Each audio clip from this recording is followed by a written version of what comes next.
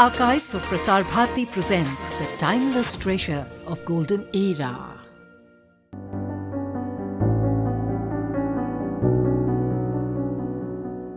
Mr. Ray, you have been making films for 25 years now. How did you respond to the Indian film situation when you started making films? I think you're referring to films of the late 40s and 50s. And the 50s. Well, as a student of the cinema, you see, we had started our film society at that time. I was naturally interested in what was happening here locally. But I'm afraid I didn't find much that I found inspiring, if you know what I mean. I mean, there was a certain degree of competence, but there was also a great deal of the theater in our films, and not much adventure by way of themes, or no sign of real sort of probing into reality. You know, it was all a slightly manufactured kind of cinema. Have you any explanation for this kind of apathy or not being able to respond to what was happening abroad at the same time? I think the cinema was more or less made for the public of that time, or at least the conception of the public as the makers had. And even then, I think a certain kind of formula was being used. For instance, I mean, I can remember two broad kinds of films. One which would be based on fairly rooted regional subjects, like, let us say, a film on Chundidar, or a film on a Sharat Chandra story, or Bankim Chandra story. And another, which one found in some of the new theatres films of that period, was a film ostensibly about social subjects, but again, in structure and theme and content, rather superficial and sort of formula bound. I mean, there would be a little bit of social awareness, a little bit of romance, a little bit of upper class, a little bit of the peasantry. I'm thinking of films like Deshimati and all that, you know. So that, I'm afraid, I didn't find very exciting. Naturally, there weren't very many films to see in those days. The industry was much smaller. So one could get to see most of the films that were being made.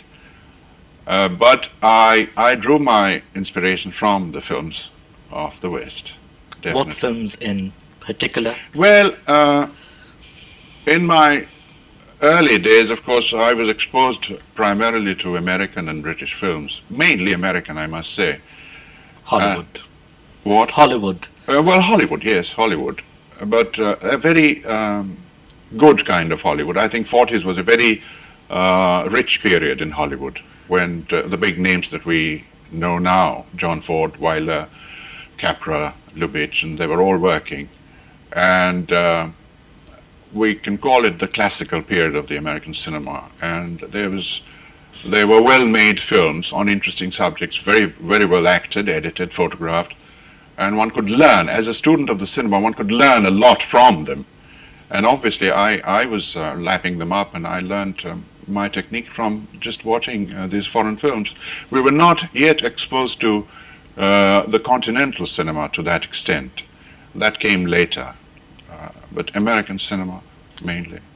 Has become, in certain senses at least, easier for you since the 50s. Well, a lot of things have happened over the last 25 years. I have learned more. I think I have greater control over the medium. But not everything has improved, in the sense that technically we are still very backward. In fact, I would say that we had better equipments when we made, for instance, when I made my trilogy. We had better equipments, better film stock, better processing was being done in the labs. The cameras were more reliable in those days.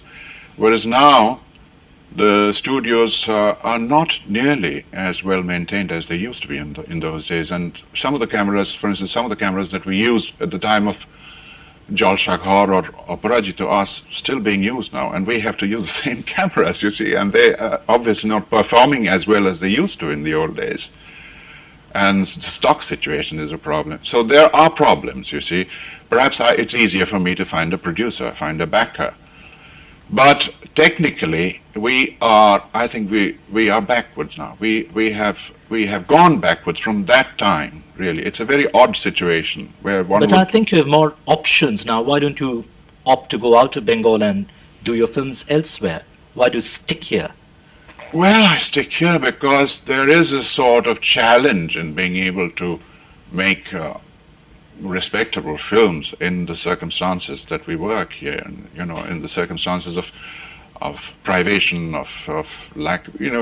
After all, we have good technicians here. For instance, an art director, even in a studio which is falling to pieces, can build a very convincing and a very beautiful set. And the cameras, after all, take pictures, don't they?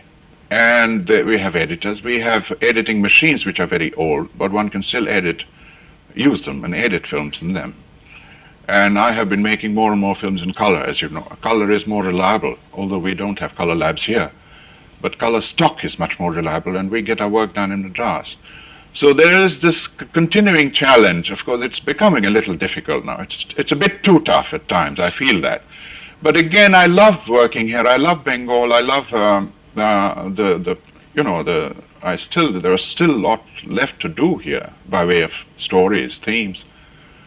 So I don't think I shall leave Bengal that easily. Only a few months back, Sir Richard Attenborough was in town, Yes. working for your Shatranj, and I had occasion to ask him what he found specially important working with you. Cinema, I've never really felt is a totally true art form. I think theatre is. I don't think cinema is. I think it's a semi-art form. I think it's a craft. I think one of the reasons I feel that is that the delegation of the creation is so much. There is a director, yes. He has a cameraman, and he has an art director, and he has actors, and he has writers, and he has composers, etc., and camera operators, etc., etc. I think the extraordinary thing about Manikda, as I've been allowed to call him since I've been here, is that he performs so many of those functions. He writes the screenplay, he composes the music, he directs it, he operates the camera, he half lights the set. Certainly he works with the lighting cameraman in such detail that any source of light or change that he wants, he gets. He edits his own films, almost as Chaplin did. He's even so firm about what he wants from the actor. I'm afraid he is. Very clear. Absolutely. And his interest and almost, what's the phrase I want, obsession with detail, means that he puts 90% of what there is onto that screen. Your involvement in every separate aspect of the making of a film has been a slow and gradual thing. When you started, you were not working on all the aspects of the cinema. Why and how did you decide to take on every element of the film one by one? Well, actually, it's not every element really, but most of the elements, I think. In the early days, for instance, at the time of the trilogy and Apu Trilogy, I was doing the screenplay. I was directing, of course, and I used to get visual ideas for sets and things like that. I did my own casting because I had very clear ideas of the kind of actors that I wanted for certain parts. I did my own casting, and then at the time of editing, I didn't operate the camera at that time, and I didn't write the music. At the time of editing also, I was there, very much there, and the films were more or less, as the expression goes, cut in the camera, so there wasn't a great deal left for the editor to do, but of course I've had a very creative editor helping me. But later on, for instance, I took over operating Since when? Since the time of Charulata. You see, I decided that the camera, it was through the camera that one was able to judge the action and the movement of the actors best, rather than sitting in a chair by the side. And I found it helped the actors also, because I was behind the camera, you know, they couldn't see me actually, and it helped them. They felt easier. And in the early days, I worked with, on music, I worked with professional, I wouldn't say professional composers, but professional musicians. I mean, I worked with Ravi Shankar on 4 of my films. But they were essentially instrumentalists. They were performers, concert performers. They were not trained film composers, so that for instance, they were not trained to write music which would run for 2 minutes and 7 seconds and things like that, you see. So it was always a problem working, although they were very inventive. Ravi Shankar in particular devised some beautiful music for the trilogy, and I was very happy to use them. But the method that I used was that they would come, maybe just for a day or a couple of days. They would be, the rest of the time they were touring all over the world, if not all over India. And they would be available for, let us say, 2 days or 3 days, in which time they would probably have one look at the film, not even the whole film. For instance, Ravi Shankar saw only half of Pathipanchali. And they would write certain specific pieces.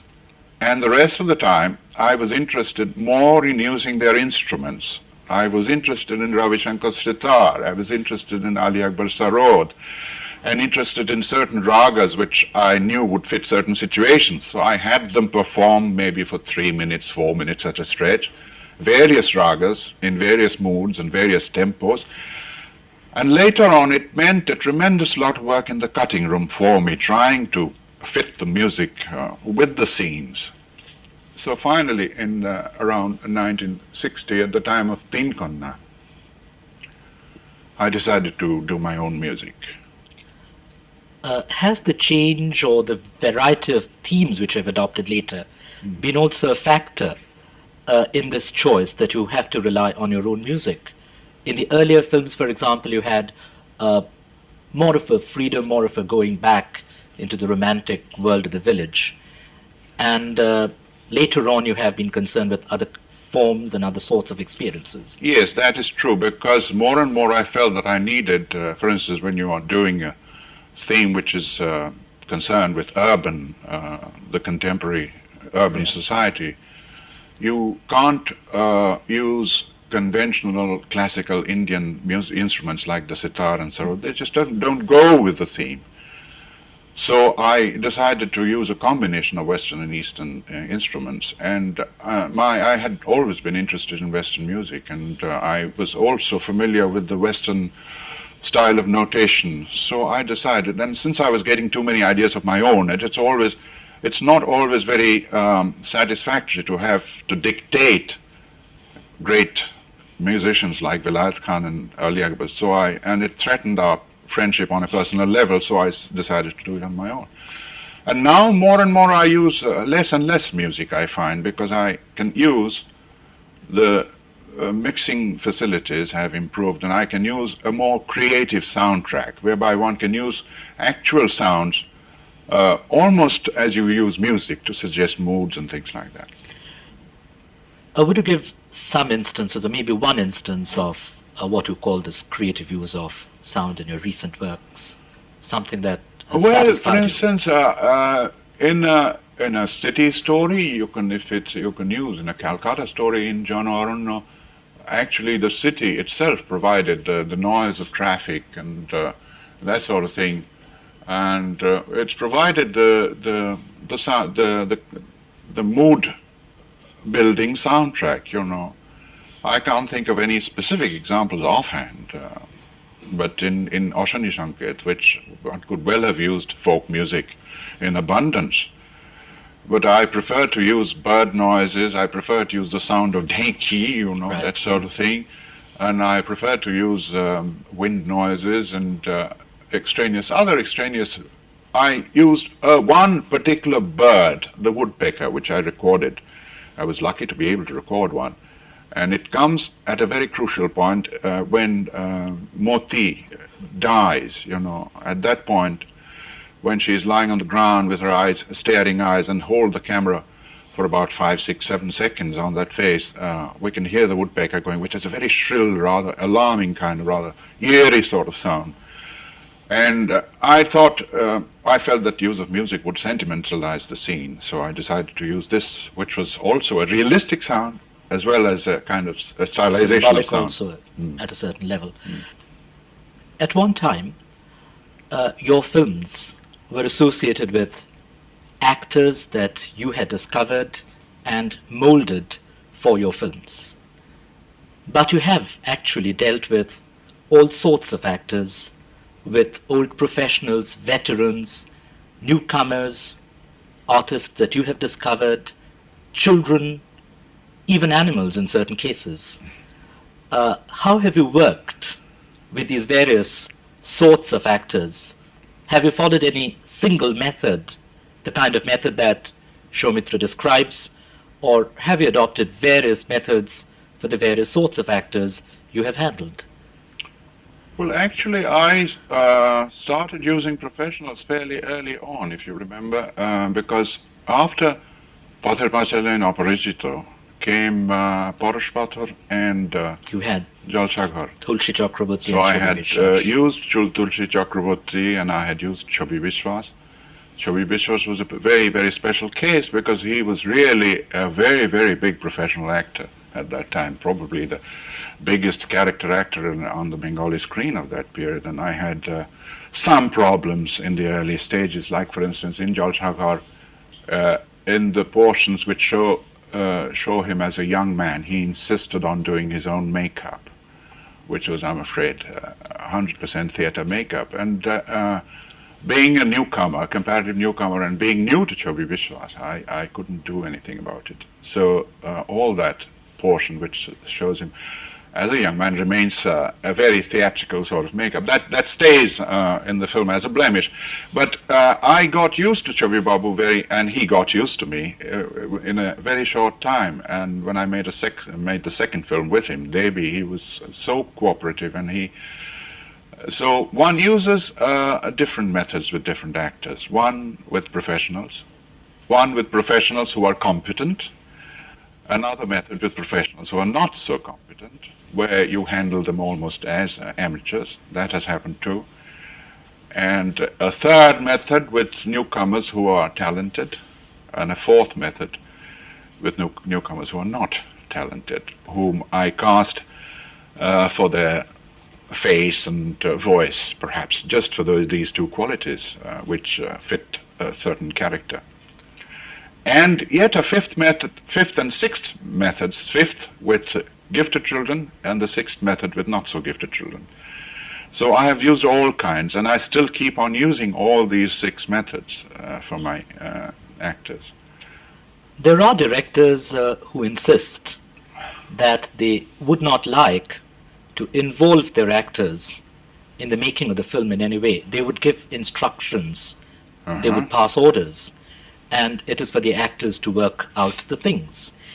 Well, do you follow any such rigid principle? If an actor has a very, very large part, like for instance Apu in the trilogy, or let us say Pratidandi, the main actor, who is throughout the film, or with Chobi Babu in Jal Chaghar, and in many of these films which are dominated by one or two or three characters, I usually they're naturally given the script well beforehand, so they have time to learn their lines.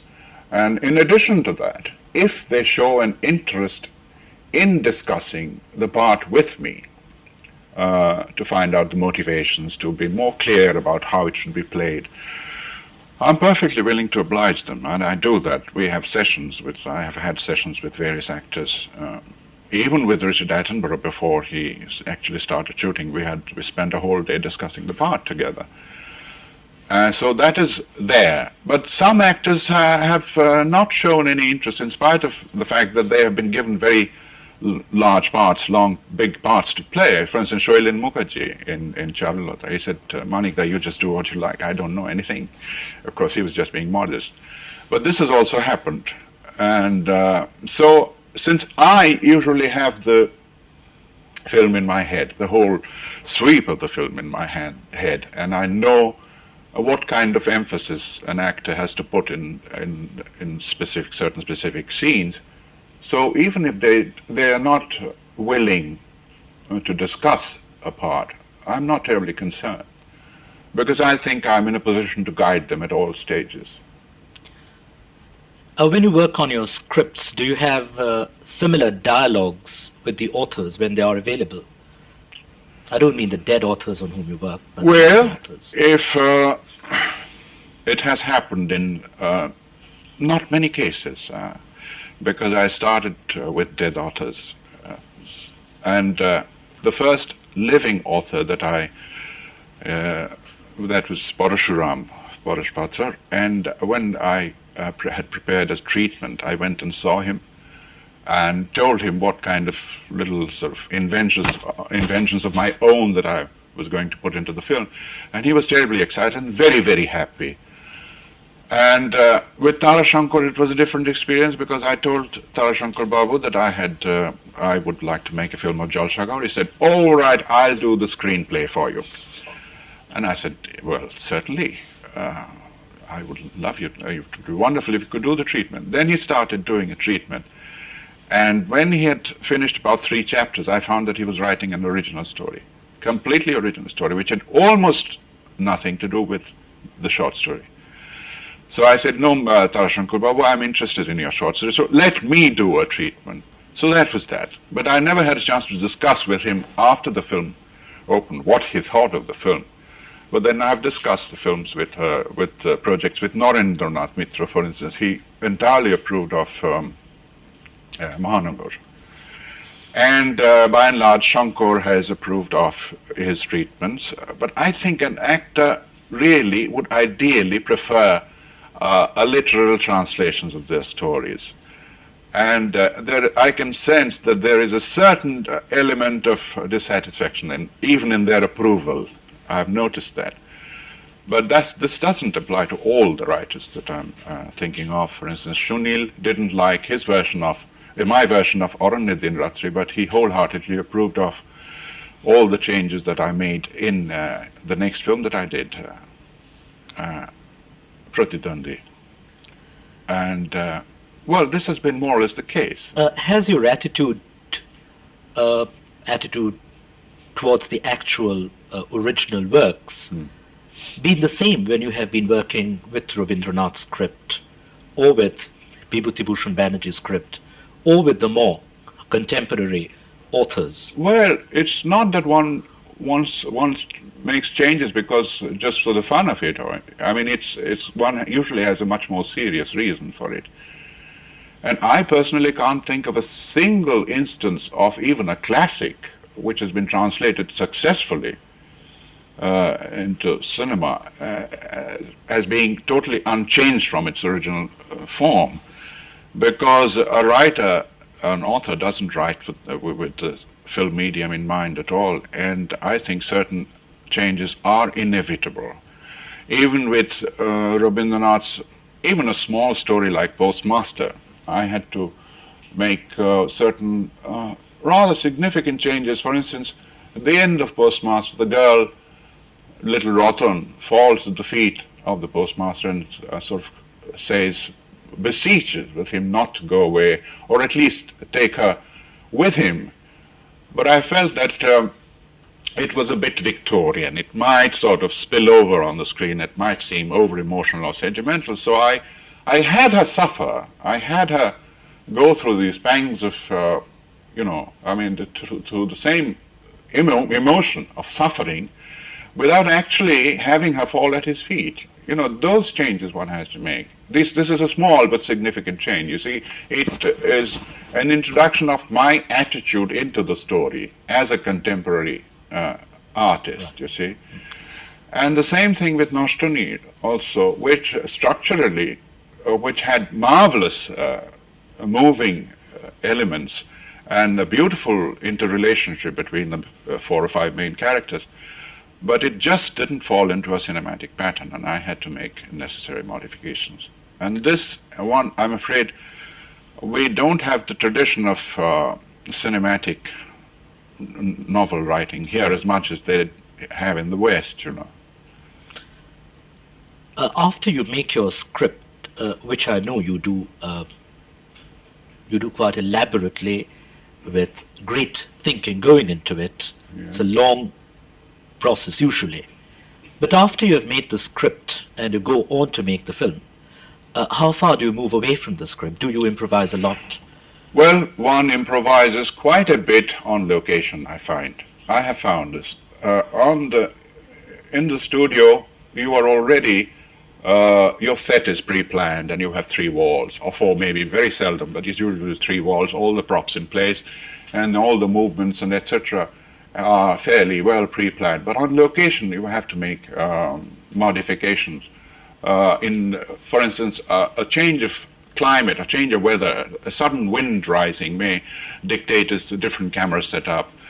And all sorts of new ideas come while you're working on location, particularly in an expressive location. In Benares, shooting Aparajito, I had all kinds of ideas occurring at the last moment. Found new things, lots of new things Lots there. of new things Right there, and even at the time of shooting, sometimes when you arrive on location, you've probably completed the script at home. After having once visited the location, you have, on the basis of what you've seen, you write your screenplay. But when you go again, maybe the scene has changed because maybe a couple of months have elapsed in the meantime, and the trees look different, and you suddenly look at things from a fresh viewpoint, and you make changes. But broad changes have seldom occurred. The master plan remains the same. The structure broadly remains the same, but dialogue is improvised, actions are improvised. But the basic characters hardly ever change. They are fairly well set beforehand. Environments have played a very large and significant part in your films. And in certain cases, you have made the environments yourself. In other cases, you have found out environments, chosen environments, and worked there. But all through, you have paid a very great attention to the fact of the environment, the reality, the impact of the environment. How have you actually tried to build your environments? Gone out of your starting from a story, starting from a theme, and making a choice of an environment. You have not been controlled or limited, I have noticed, within any rigid law that you would work only in exteriors or only in the studio. No, for instance, there are certain things that are dictated by circumstances. For instance, when one makes a film about contemporary Calcutta, one should ideally shoot on location in actual interiors. And this is something which happens abroad all the time, because nowadays, for instance, the new wave people, all the French directors, they have practically stopped building sets. They all work on location in actual interiors, apartment interiors, out in the streets. But the environment there is different. Here, shooting on location in a city, urban location, it can be hell, absolutely. I have had this experience many, many times. But streets, we cannot build in the studio. So we have willy-nilly to shoot in the streets, no matter how many thousands of people gather to watch and get in the way of your work. But interiors, I find, because in order to avoid the problem of dubbing, of post-synchronizing the dialogue, which I always find is a very mechanical process, I prefer to build interiors in the studio, because I think I have sufficiently imaginative and clever art directors who will be able to simulate reality. And I have a sufficiently intelligent and mature cameraman to simulate actual lighting, available lighting. And our studio interiors have fooled many of the best foreign critics. I have spoken to them. They can hardly ever make out which is actual set or which is actual interior. So this has been the case, and this is, as I told you, this is dictated by circumstances. But if a film is laid entirely on location, like, for instance, Kanchenjunga, which was planned to be shot in Darjeeling, entirely outdoors, taking into account the changes of weather that takes place in Darjeeling, and the whole story, I spent a fortnight or so there and observed how the weather keeps changing there. And the whole story was planned to take into account of rising mists, mists disappearing, and the sun coming out, the clouds covering the sun, and the gradual falling of light from 4 o'clock to 6 o'clock, which is the running time of the film. And So- even the changes of moods and the changes of Well, tone the were mood- related. The changes of to a mood. certain This extent was to a these very things. special type of film, where the changes of mood were dictated by the changes of actual atmospheric conditions. And I think partly the same method was used also in Din Ratri, which is a similar film. You know, from that point of view, a handful Which of has the characters. spirit of the location Yes, also yes, working within the film. yes. When you go to work in Rajasthan, for example, you've worked on a number of your films there by Two of now. them, yes. 2 of them. What were the special problems you faced there? It's another kind of situation entirely. But Rajasthan, for instance, if you're working in a city like Jodhpur, as we did in Shonarkella, the same problem as in Calcutta we had to face with a crowd. The crowd who not only want to watch the shooting, but they want to be in the shots. You see, that's the main trouble. If they would stand back and watch, then we can work. Their main tendency is to get within the range of the camera, and that creates problems. That we had the same problem in Jodhpur.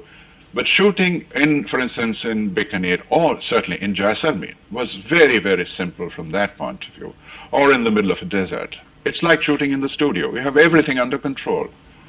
You take your extras and you shoot, and the light, you judge the light beforehand, you watch the behavior of the sun beforehand, and arrive on time and shoot and come back. That's that. Apart from these very special occasions like Rajasthan or like the hill station Kanchenjunga, a large number of your films have been based and rooted in a sense in this city. And this city has appeared in various shapes, in various moods, in various situations back in the 19th century, right down in the 70s of the 20th century. Almost a history of the city Yes. grows through your films. Have you any special attachment to the city, or how does this city appear so Well- very often in your films? Well, Calcutta has appeared largely predominantly in contemporary urban stories, with the exception perhaps of Charulata, which was a 19th century, mid-19th century. Calcutta is endlessly fascinating, and since I was born and brought up here, it remains a constant source of fascination. But again, I find the idea of making contemporary urban subjects, particularly if they're laid in Calcutta, a bit daunting because of the problems that I told you. So one goes back to the 18th century, maybe once in a while, where one doesn't have to contend with the traffic and the kind of public that gets in the way of satisfactory work. So it's that. But then, as you know, I have also departed from Calcutta once in a while and moved elsewhere, not just in time, but also in setting. You have been one of the major filmmakers who have returned to making short films again and again. Short films or not so short, non-fictional or non-feature films. Yes. Do you find any special excitement or special sustenance in making films like this? More scope for experimentation, more scope for doing something more to your heart? Short films have been usually of two kinds, you know. I have actually filmed short story and kept the films short, like first in Example Din of- Konna and and also the the second in two- Mahapurush, Kapurush. And I also made a two-reeler called Two for television, which was written especially for television, for the screen. But I have also made a number of documentaries. Now, I think of myself primarily as a storyteller, as a maker of fiction films. But I have, on the occasions when I made documentaries, they were on subjects which fascinated me, which really drew me, which inspired me, let us say. First, there was a film on Rabindranath for the centenary, and the film on Vinod Bihari Mukherjee, who was my art teacher in Shantiniketan, a remarkable man as well as a remarkable painter, and a film on Bala Saraswati, which was a tribute to a great dancer. But I would like to make more short story films, there's no question of that, because we do have a very rich fund of filmable short stories which should not be expanded. And in the short story, perhaps a good idea would be to make, let us say, a collection of 3 short stories.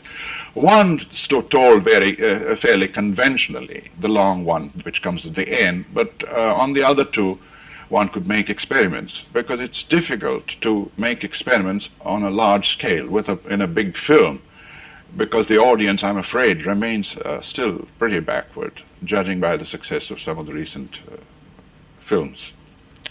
Have you noticed any improvement in general in the state of the audience and the approach of the audience? Certain things that you might not have dared do in the past, which you think would be accepted by the audience now, Oh, yes, you'd like to do? I definitely think that an audience has certainly grown in Calcutta and near sort of suburban places, which are the big towns. There, I personally feel that I have a ready audience for almost any kind of film that I make.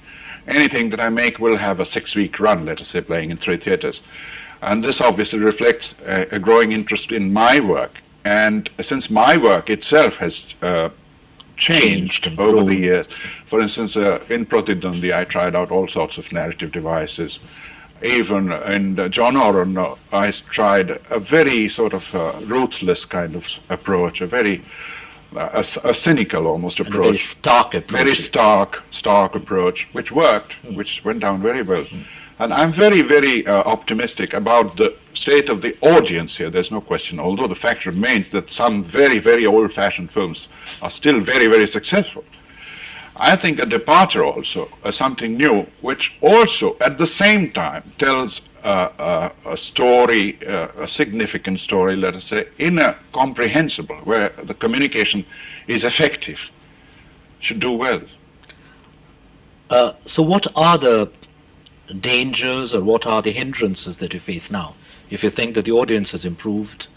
Well, as I told you, mainly technical. It's mainly technical, I think, because we can't use black and white anymore. Honestly, black and white is in a very poor state at the moment because of the stock situation. We have to make films in color. We have to think in those terms now, and color dictates a bigger market because color is much more costly. And when you think of a bigger market, you can't just think of Bengali anymore, which is the reason why I have just made a Hindi film.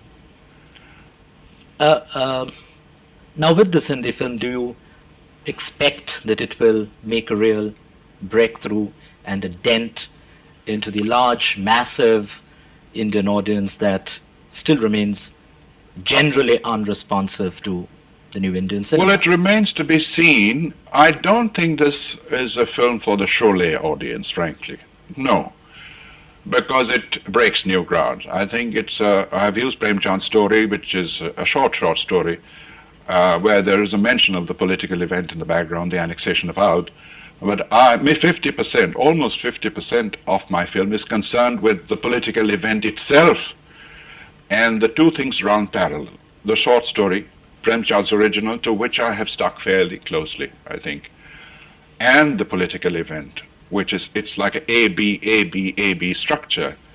And at the end, because none of the characters from Prem Chand's story ever are directly involved in the political thing.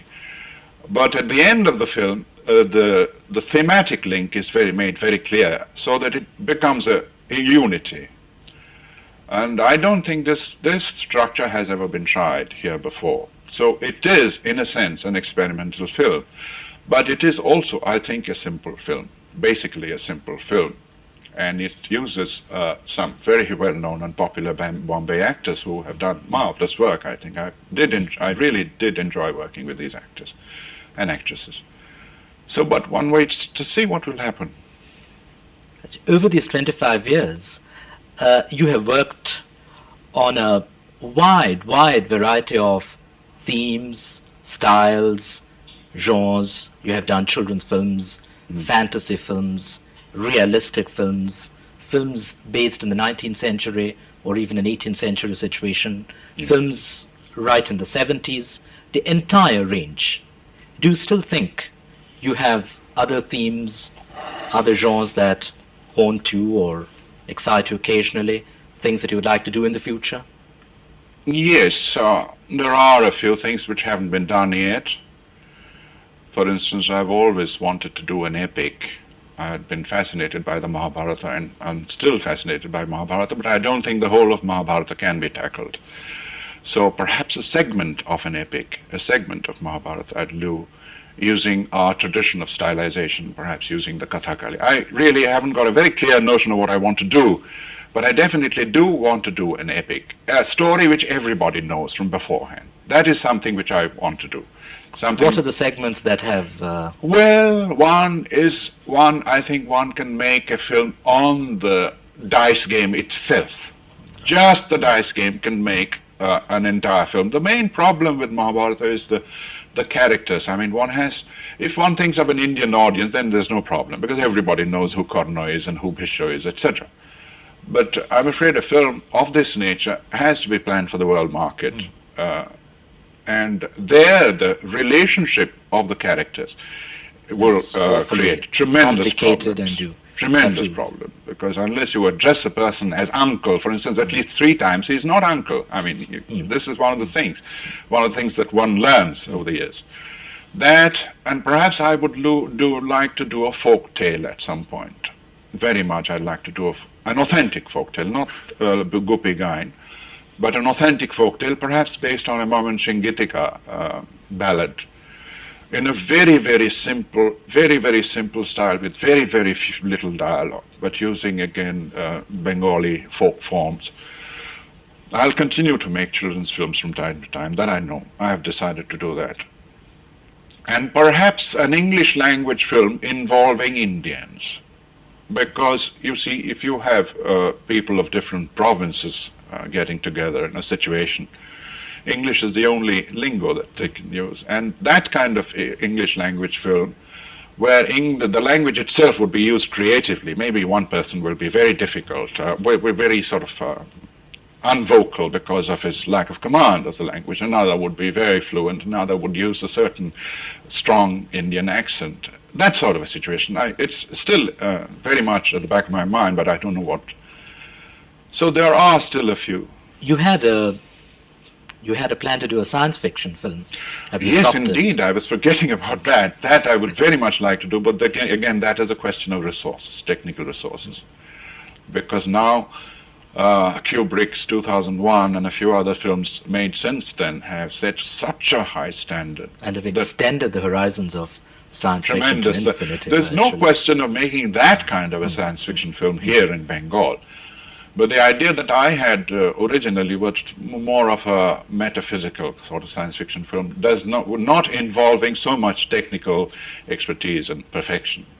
Perhaps that is one thing I would love to do at some point. All these 25 years have been a fascinating experience for all of us with your films, and we hope more years of more creative and exciting adventure.